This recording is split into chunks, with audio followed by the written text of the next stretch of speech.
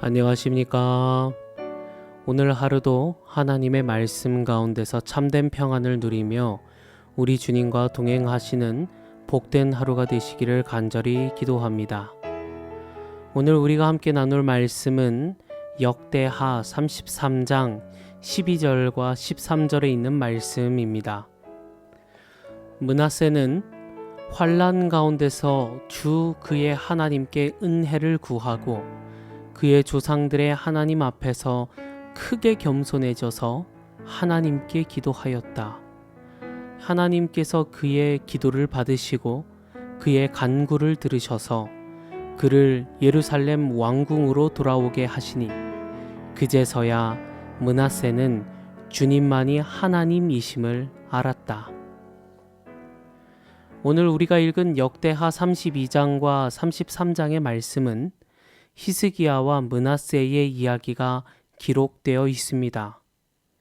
히스기야는 하나님을 의지했던 왕이었습니다. 그리고 그에게 주어진 모든 은혜의 기간 15년이 끝난 이후 히스기야가 죽고 그의 아들 므낫세가 왕이 됩니다. 그런데 므낫세가 왕이 되자 나라의 상황은 완전히 달라지게 되죠. 성경은 므낫세를 유다 역사 가운데 가장 악한 왕 중 하나로 기록합니다. 우상을 세웁니다. 성전을 더럽히죠. 심지어 자녀들을 불 가운데로 지나가게 하는 몰록, 그 신을 섬기게 됩니다. 나라 전체를 하나님에게서 멀어지게 만드는 것입니다. 사람들이 보기에는 완전히 끝난 것 같은 왕이었습니다. 그런데 놀랍게도 역대하는 우리에게 열왕기 하에는 없는 한 장면을 기록합니다. 므낫세가 아수르에 끌려가 고난 가운데 하나님께 기도했다는 것입니다. 그리고 하나님께서 그의 기도를 들으셨다는 것입니다. 여러분, 이것이 얼마나 놀라운 장면인가요? 사실 므낫세는 잠깐 방황한 사람이 아닙니다. 므낫세는 잠깐 실수한 사람이 아니었습니다. 한 평생 동안 하나님을 대적했던 사람이었습니다. 수많은 사람들을 무너뜨렸고 나라 전체를 죄 가운데 빠뜨렸던 사람이었습니다. 그런데 그런 므낫세가 무릎을 꿇고 하나님께 돌아왔을 때 하나님은 그를 외면하지 않으셨다는 것입니다. 왜냐하면 하나님은 돌아오는 사람을 외면하는 분이 아니시기 때문입니다. 그런데 오늘 여기서 우리는 한 걸음 더 생각해 보고 싶습니다. 므낫세의 회개는 단순히 한 사람의 용서로 끝난 그저 그런 용서의 이야기였을까요? 역대하를 우리가 계속 읽다 보면 그 다음 세대에 아몬이 잠시 등장하고 그 아들 요시야가 등장합니다. 요시야는 고작 8살의 나이에 왕이 됩니다. 그런데 놀랍게도 그는 아주 어린 시절부터 열조의 하나님을 찾기 시작합니다. 여기서 우리는 한 가지를 묵상할 수가 있죠. 요시야는 므낫세가 죽은 뒤에 태어난 아이가 아니었습니다. 므낫세의 아들 아몬의 통치는 겨우 2년뿐이었고 요시야는 8살의 왕이 되었기 때문에 요시야는 므낫세의 말년과 함께 살아갔던 것입니다. 그리고 그때의 므낫세는 더 이상 하나님을 대적하던 젊은 왕이 아니었습니다. 아수르의 포로로 잡혀갔던 가운데서 무너지고 그는 그곳에서 하나님 앞에 회개하였고 다시 돌아온 이후 신실한 하나님을 믿는 므낫세였다는 것입니다. 성경은 므낫세가 요시야를 직접 가르쳤다라고 기록하지는 않습니다. 그러나 우리가 가만히 묵상해보면 므낫세가 그 어린 요시야, 자신의 손자 요시야에게 이렇게 이야기하지 않았을까요? 나는 하나님 없이 살다가 무너졌다. 그러나 하나님은 그런 나를 용서해 주셨다. 자신의 실패와 하나님의 은혜를 새로 태어난 그 아이에게 들려주지 않았을까요? 므낫세는 자기의 인생의 많은 부분을 망가뜨렸습니다. 이미 그는 너무 많은 상처를 남겼습니다. 그리고 그의 아들 아몬 역시도 므낫세와 닮아서 이미 하나님을 떠난 왕이었습니다. 그러나 하나님은 그의 회개 이후 끝난 그의 인생 속에서도, 비참한 그의 인생 몇 년 가운데서도 새로운 시작을 만들어가고 계셨다는 것입니다.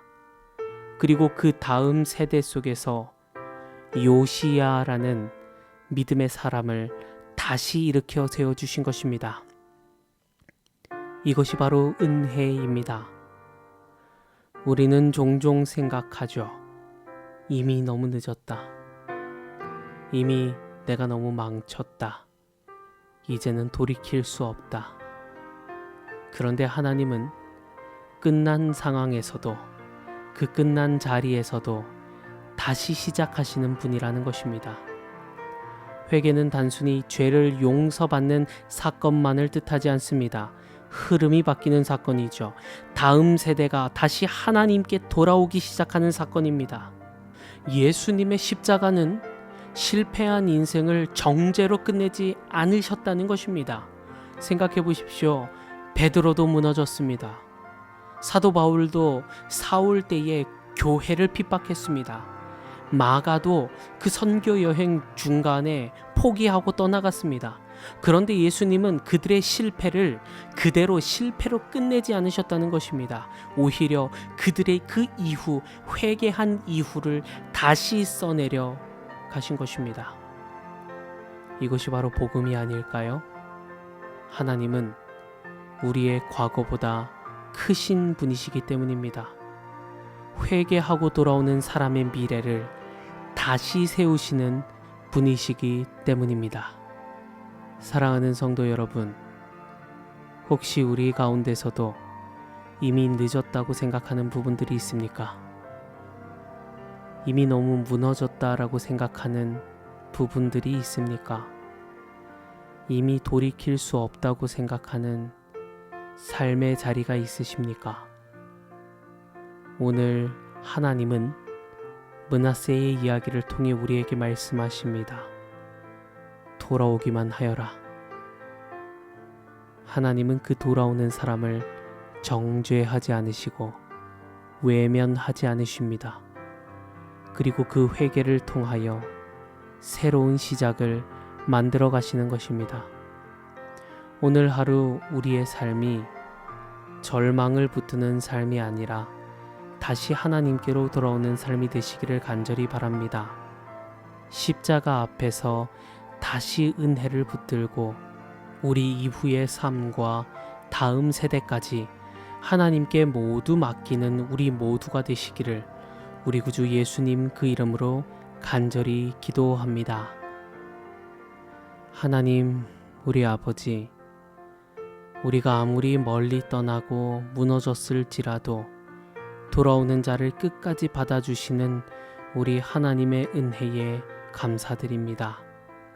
하나님, 므낫세와 같이 우리의 실패와 죄보다 크신 하나님의 자비를 붙들게 하시고 우리의 진정한 회개를 통하여 우리의 삶과 다음 세대까지도 다시 세워 주시옵소서. 오늘도 어린 양 되신 예수님 앞에 날마다 나아가게 하시고 십자가의 은혜 가운데서 살아가게 하여 주시옵소서. 우리를 여기까지 인도하셨고 우리를 이만큼 사랑하시는 우리 구주 예수님 그 귀하신 이름으로 간절히 기도드립니다. 아멘.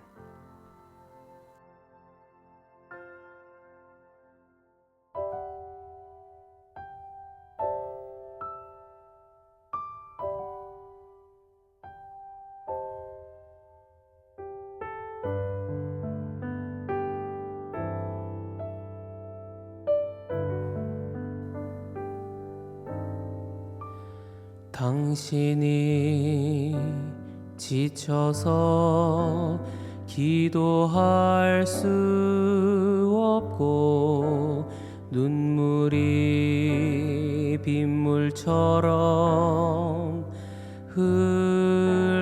내릴 때 주님은 아시네 당신의 약함을 사랑으로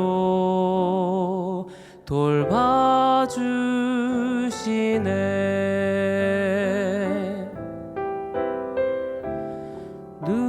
누군가 널 위하여, 누군가 기도하네.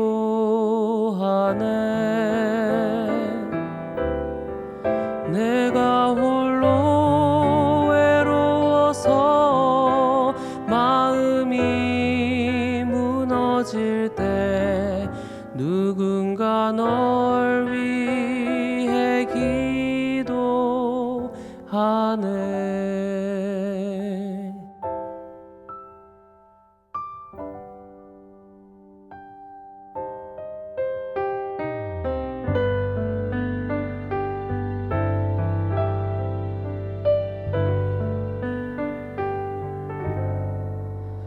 당신이 외로이 홀로 남았을 때 당신은 누구에게 위로를 얻나? 주님은 아시네 당신의 마음을 그대 홀로 잊지 못함을 조용히 그대 위해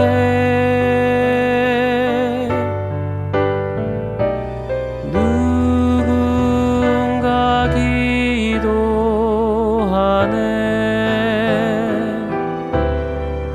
내가 홀로 외로워서 마음이 무너질 때 누군가 널 위해 기도하네.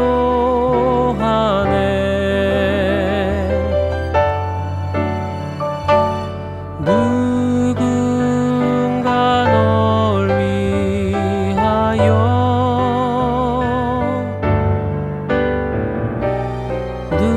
누군가 기도하네.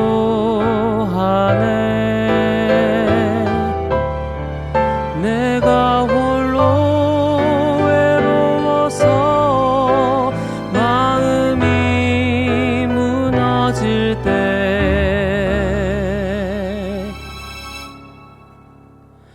누군가 널 위해